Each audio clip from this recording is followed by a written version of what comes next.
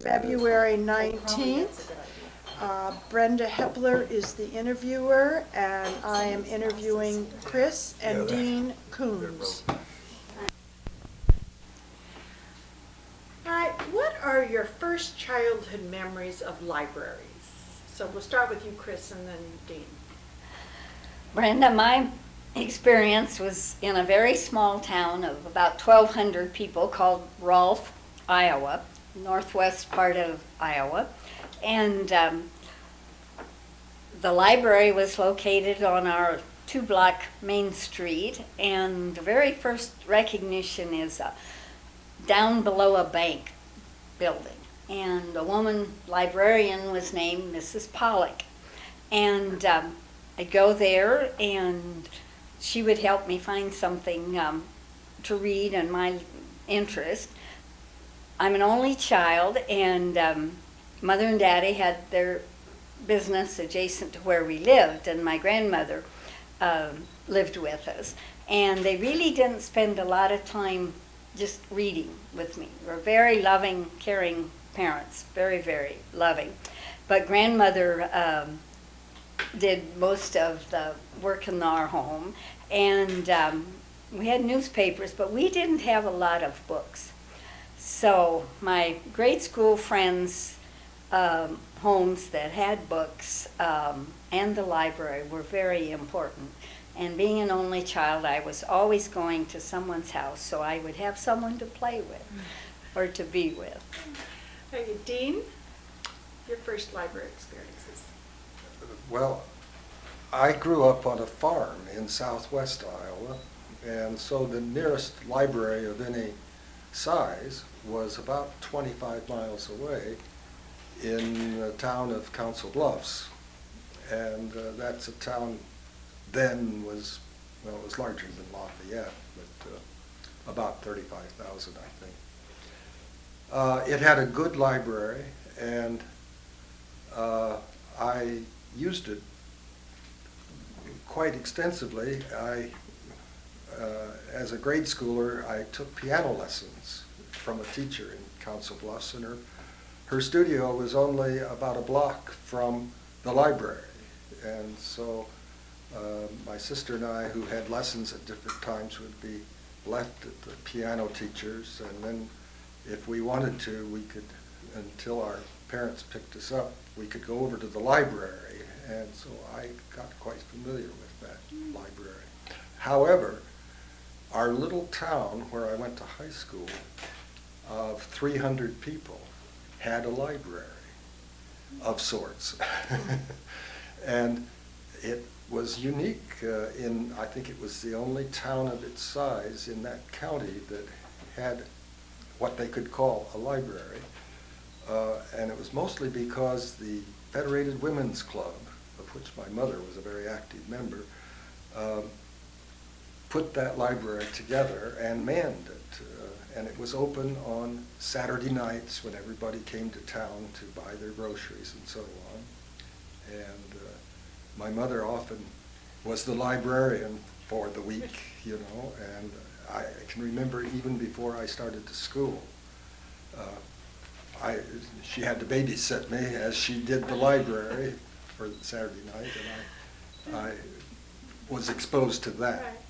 That's great. Night out on the town. Yeah. All right. This is for Chris and Dean. What awareness of community did you have while growing up? Chris. Well, in a small community like Rolfe, Iowa, my parents were in an International Harvester dealership, and our lives were centered around the calendar of busy seasons and everything, but everyone knew everyone else. And there were the Catholic Church, and there were 2 or 3 Protestant churches, and social life was centered around the lodges, the Eastern Star, the church activities. But there was a very good sense of community, and everybody worked together. If there was a tragedy in a family, why, everybody pulled together and did something for that family. Or if there was a serious fire in a barn or something happened in a farm community right near in the community, why everybody helped rebuild that barn, and people just helped one another.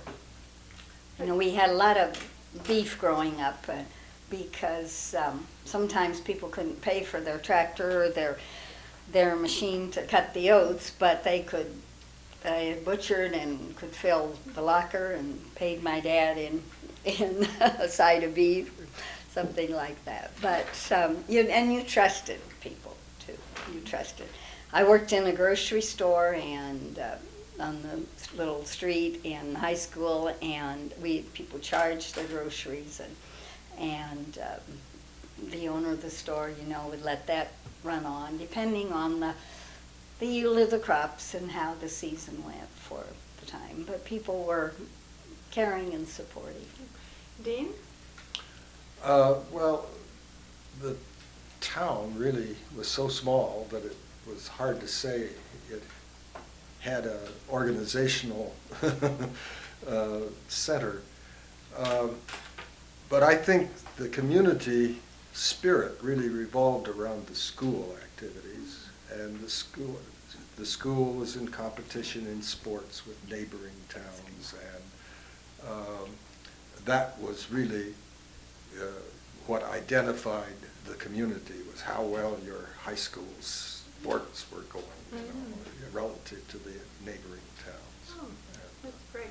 All right, Chris, your education and work experiences. Well, we lived in Rolfe until I was finished in my junior year in high school. And my dad sold the business and retired to a town 40 miles away called Fort Dodge in another county. So I finished my high school in this very large high school, a large high school with 300 of us graduating, 200 maybe together. And I was thrilled because I could take all of these different subjects, and I wanted to take everything. And that was 1946, and that I graduated. And I would have loved to have gone out of the state to college. My parents hadn't gone past the 8th grade, and Mother had worked with Dad in the store and everything, and self-taught kind of people. But my going to college was very important, and there was sort of a mythical drawer in this wooden filing cabinet. I could see it in the old shop office there, and that was the college fund.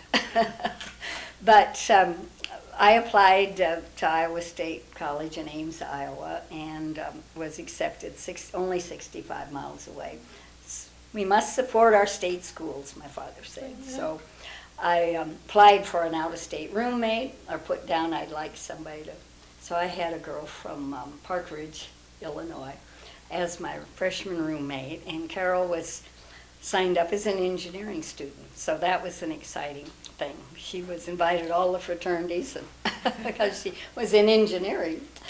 But I completed 4 years in a BS in sociology and in double major of social zoology, and minored in education. And did you work then after college?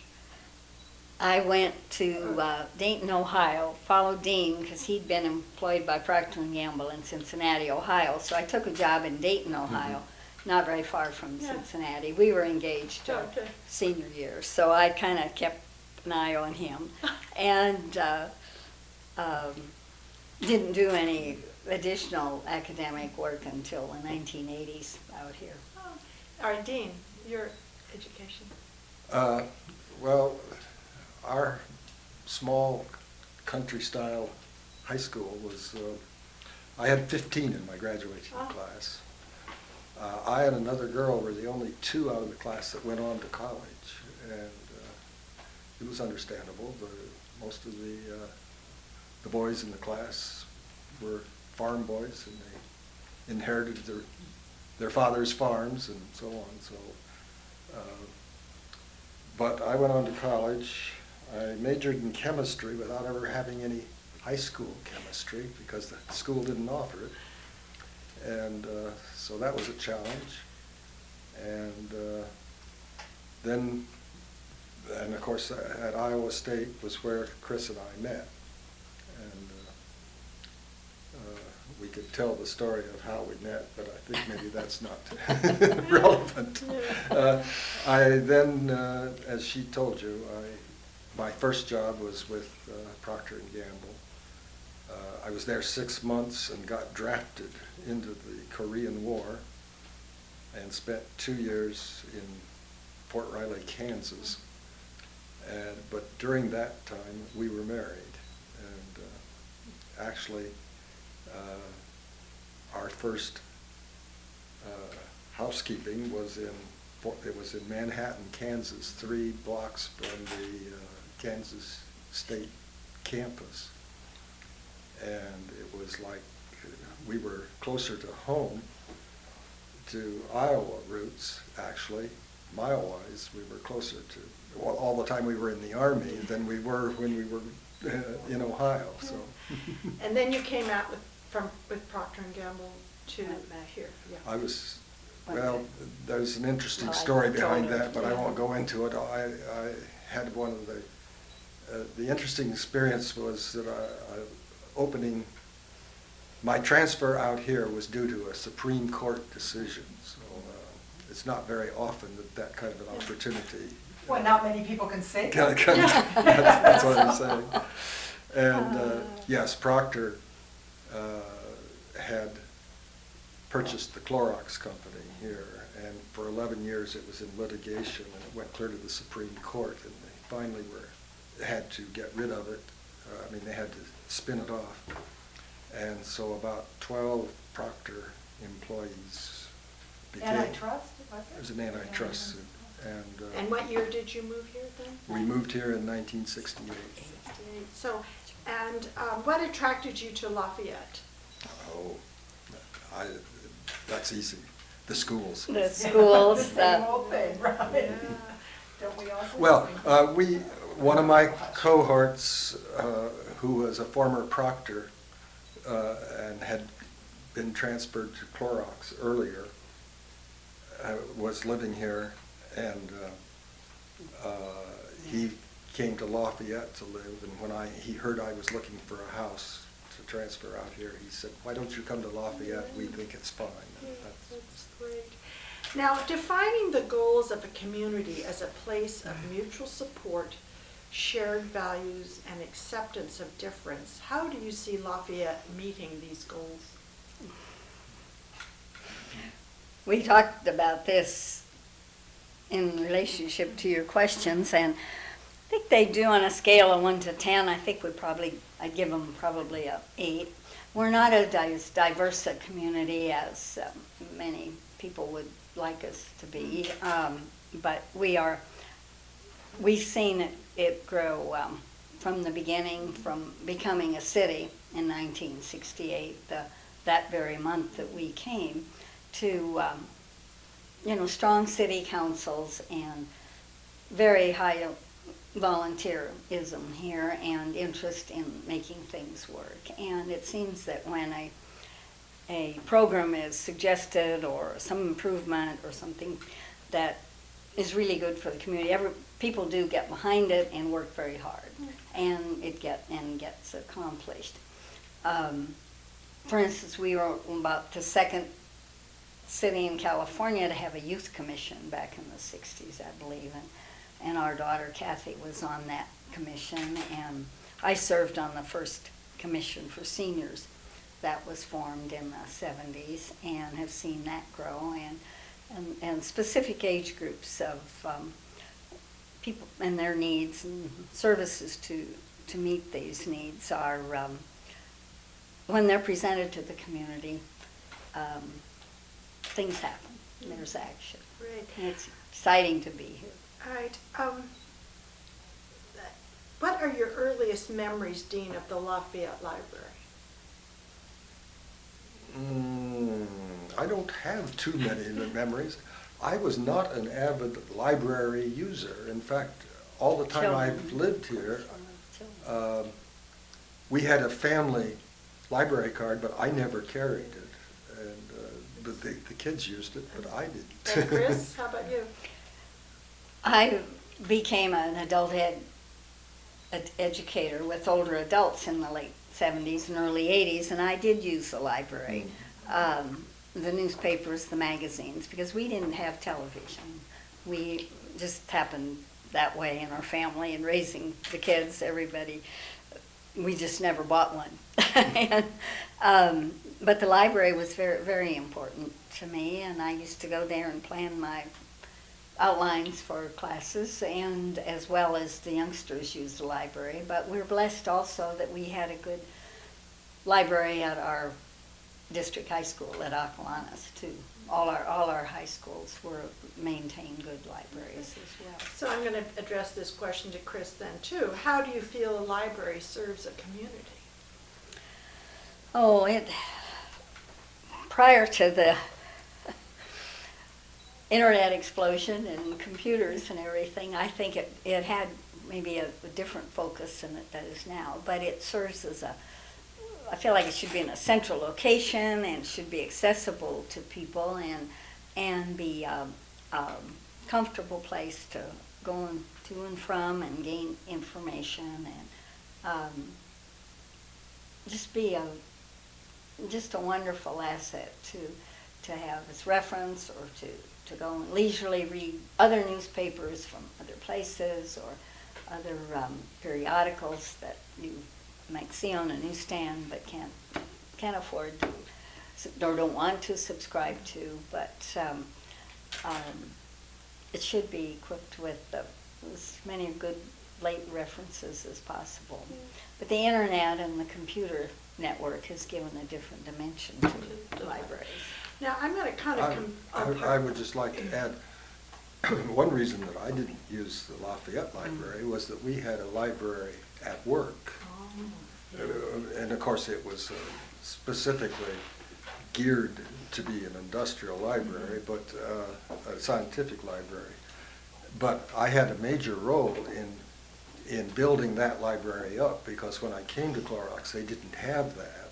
And I realized that as they expanded, staff needed a scientific reference library, and so I had a major role. In fact, I even hired their first librarian. Did your mother proud? I couldn't help. All right. Now I'm kind of combine some questions, because I know both of you have been so involved with the community in general in so many different ways.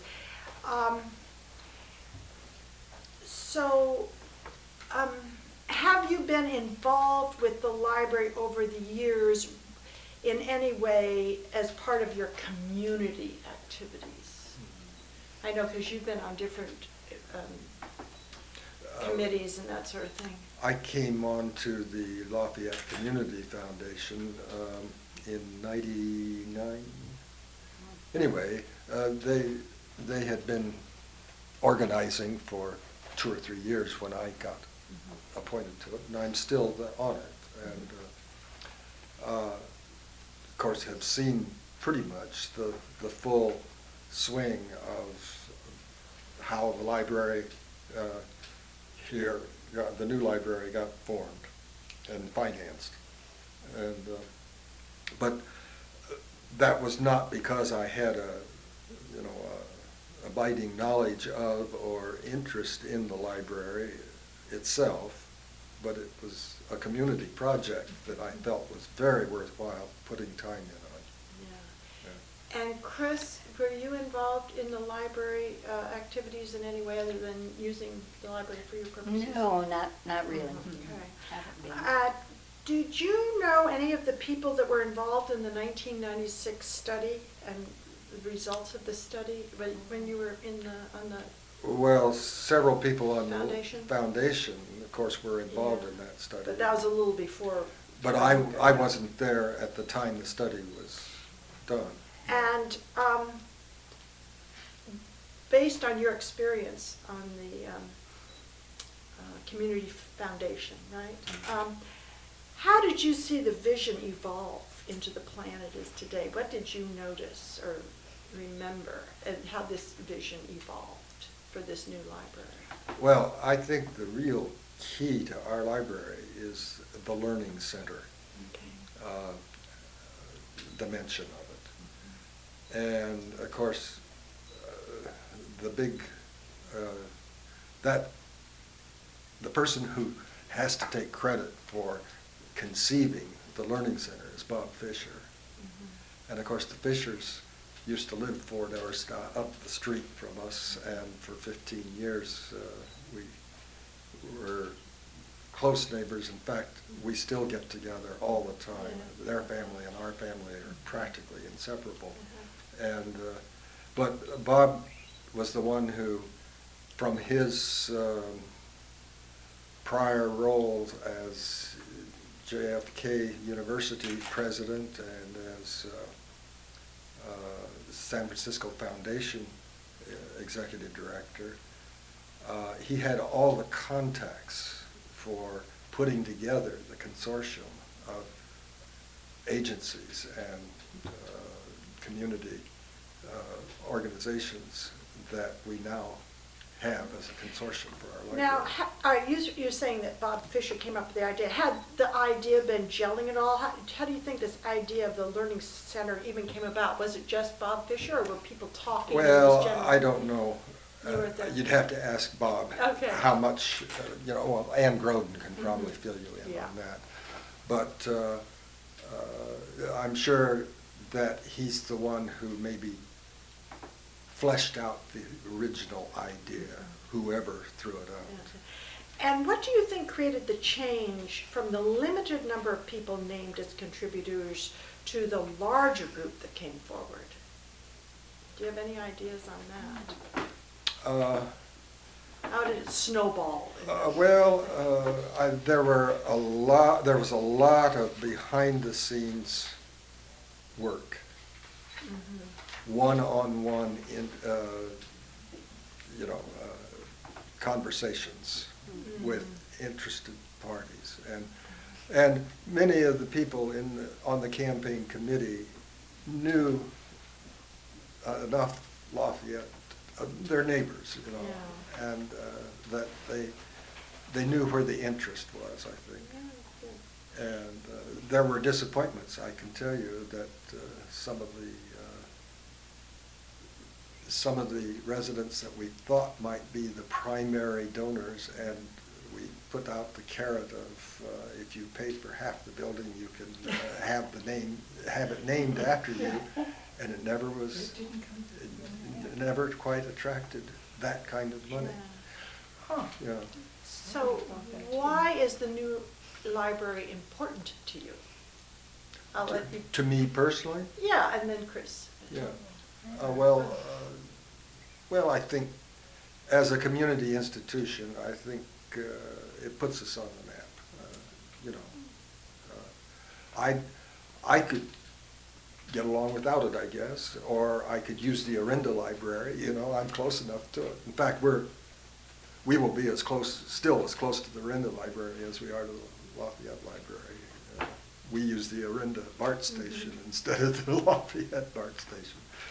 But the community needs a library. Chris. They're very definitely. Just libraries are the institution that can just sort of the center of a community. I think back to the 30s when the first thing that fascism did was burn the books and destroy a culture, to mold it the way they wanted it. But we're just so blessed in this community to have this possibility and the response to it, that makes Lafayette a real destination for many. We're going to be a real shining star, and I think we're just ahead of the curve in this kind of situation where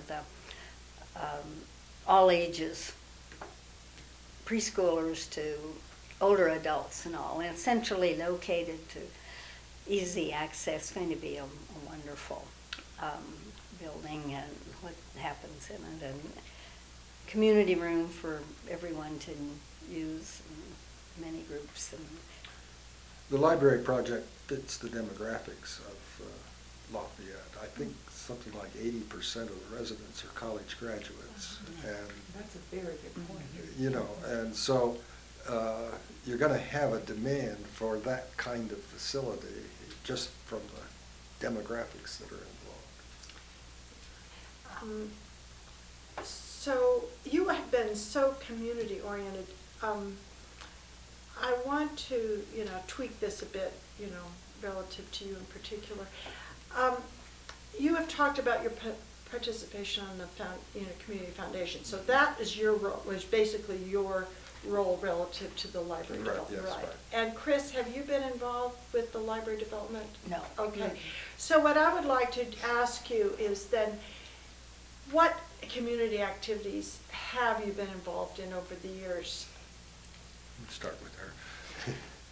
Well, the activities involve the youngsters, scouting and all through, the sports activities and things, those kind of roles that parents have. But it was in the late 70s that I went back to school, to John F. Kennedy University, and took a graduate degree in psychology in the form of gerontology and working with seniors. And that certification brought me to adult education, and I became certified to be an instructor in adult ed, and was with the Oakland School District for 22 years as a current events facilitator or teacher.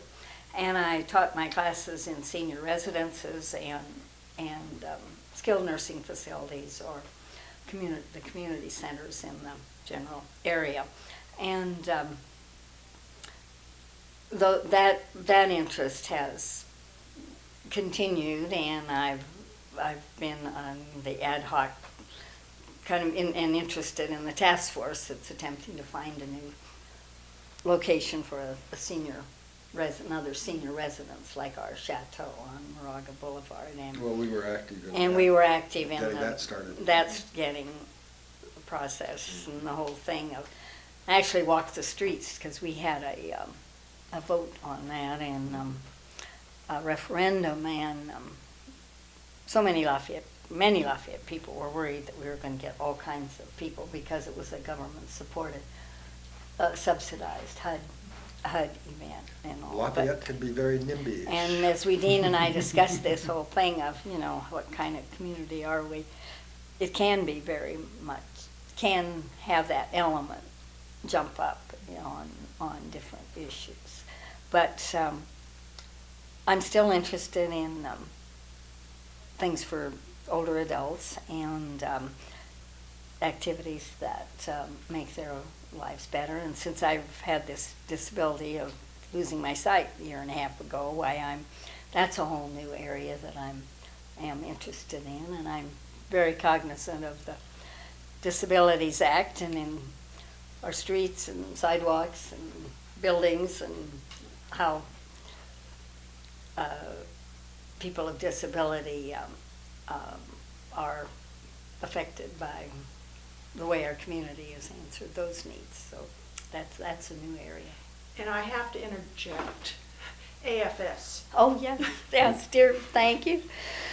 Yeah, American Field Service, that's how Brenda and I were drawn together way back when, AFS, and we hosted a girl in the 70s, and then our daughter went abroad in 76. But I followed a neighbor who was district representative for all our high schools here, and then Nancy Holtzapfel and I kind of co-directed the district, and that meant we had Marty.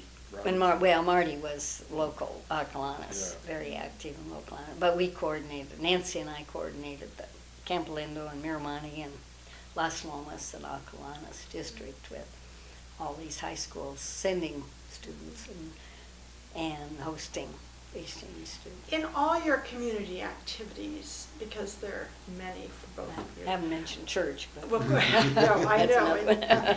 That's Any just on- memories or stories that you'd like to share working in, for the community of Lafayette? Anything come up, You were on the particular early story? walkways commission of No, way getting back. sidewalks. Yeah. Getting sidewalks. Yeah.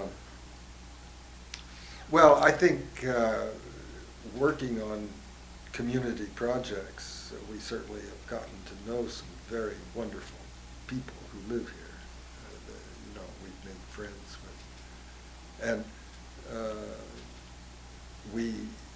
our major social circle, I guess, has come out of our church affiliation, but we certainly have met a whole network of people that are very capable. This town is just full of very able and interested Energetic. and capable people. They're probably overworked. So being involved with this community and you've been here so long, what transformations have you seen in Lafayette? I mean, there's been a lot of transformations, but what major transformations have you seen? Maybe some positive, some negative in your community experience here? Let's start. Probably a major Transformation. and you meaning change over the years here. As I see it, our schools, we closed several schools. I think there were 7 elementary schools when we came, and we're down to 4 or something like that. Well, not that many even anymore. But our population has basically stayed pretty much the same. But we are now, they are now much more crowded, the middle school and the high school. And we're bringing in middle-aged, 30s, 40s age people that are starting families later and are still on an upscale level that can afford to live here. But we're still basically a white community. We aren't as diverse as I thought maybe we might become eventually. And our school is now a private. Our local neighborhood school has been a private school for a number of years, and our children in this neighborhood now, our street turned over in 1968 when we came, with houses being sold to families like ours with children, and now that's doing another transformation, and I think this is happening in other neighborhoods in the town too. Dean, whatever Yeah, changes. it's a generational thing. Generation. Yeah. Well, aside from the physical transformation, it's obvious, Mount Diablo Boulevard just doesn't look the same as when we moved here. However, it's not been nearly as extreme as Walnut Creek. That transformation is really big. Office buildings. But I don't know. I think the general tenor of values and so on has not changed that much. We're still kind of the spillover community from Cal Berkeley, that really that's what got Lafayette started, I think. And it's still a pretty liberal, open-minded kind of community.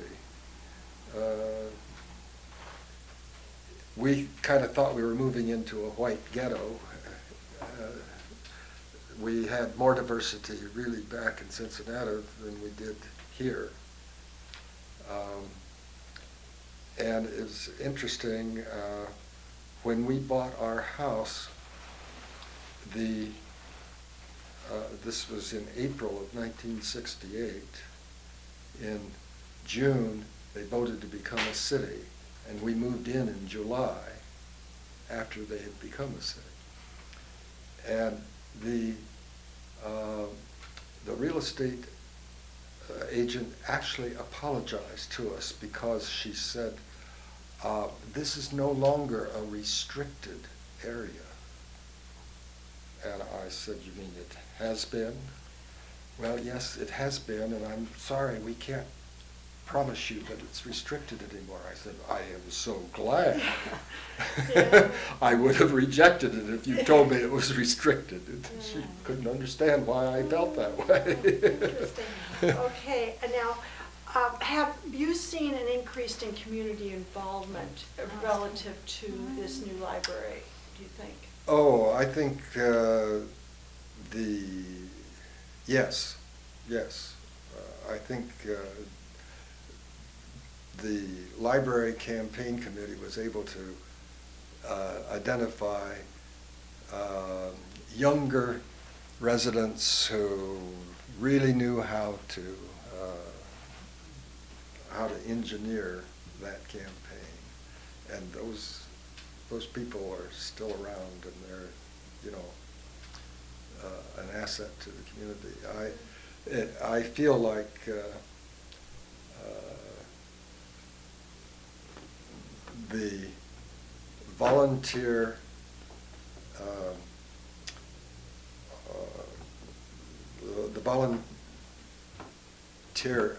aptitude that goes into some of these projects is A1.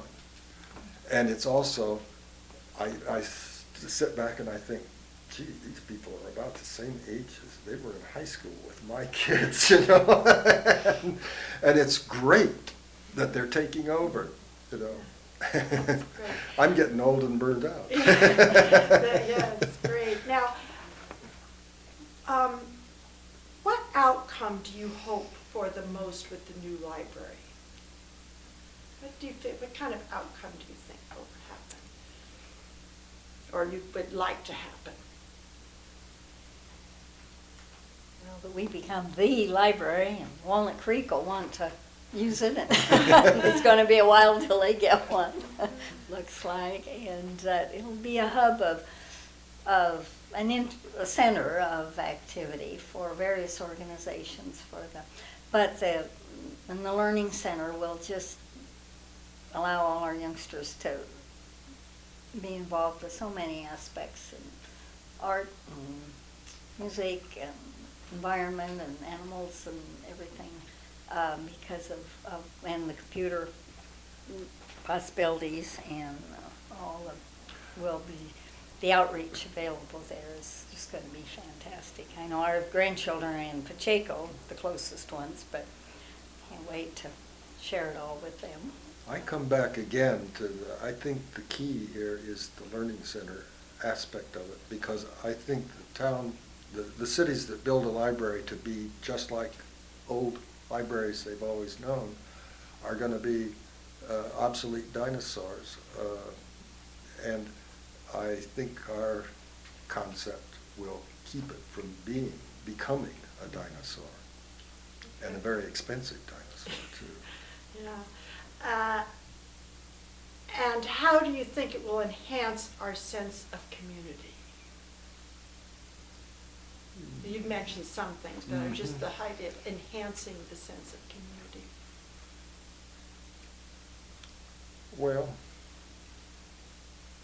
I guess only time will tell whether it does or doesn't, but Well, it'll be a coming together. I mean, I can see all ages in the programs, and a lot will depend upon the kind of programming or outside speakers we might bring in, or if the Commonwealth Club is going to meet there, or service organizations have a meeting place and speakers. But it just be a focal point,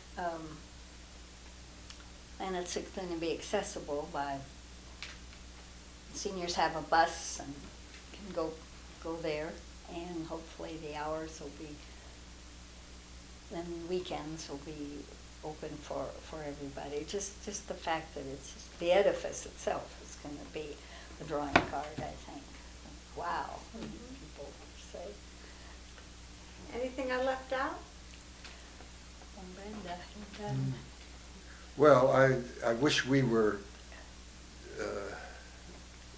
more oriented toward the library itself I mean, we are, but we don't use it as much as some families do. So. Well, you mean you and I? Well, Well, because our well. families are not here. Yeah. You know, right close by, but. Well, there's another side to that. Those of us who raised our families in this town would like to see them able to live here, and our children access can't to- afford to live here. But even yourselves, you know, Yeah. I guess maybe you're taking us out of the young family because we're no longer have, young families. What maybe do you see a library such as this doing so that the older generation of this community would be drawn to the library?